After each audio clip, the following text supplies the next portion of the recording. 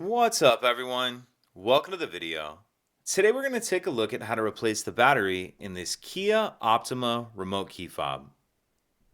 This key fob is going to be for the Kia Optimas that have a push button start ignition, and it's going to use replacement battery CR2032.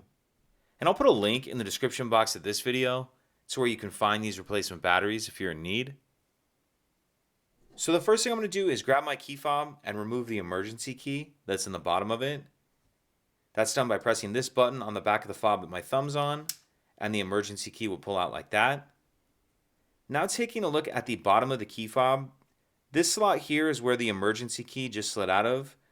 You can also notice there's this slot right here that I'm touching with the end of the key.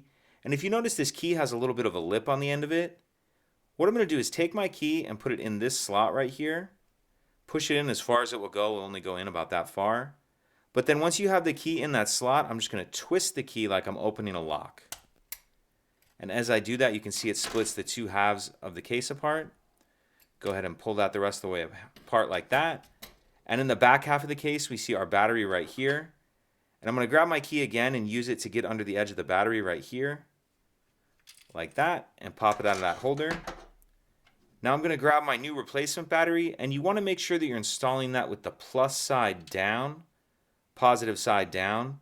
And there's this part right here that has this little metal battery clip. That's the edge I'm going to tuck in first like that, and then snap it down into place.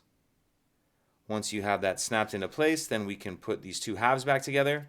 And the other thing I'll point out is these small silver pieces on the side can pop off. If they do, no big deal. They snap right back on.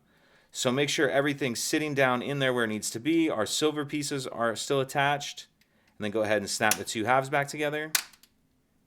Slide our emergency key back in. And that's it. If you could take a second to like and subscribe, it helps us out, and I'd appreciate it. Thank you.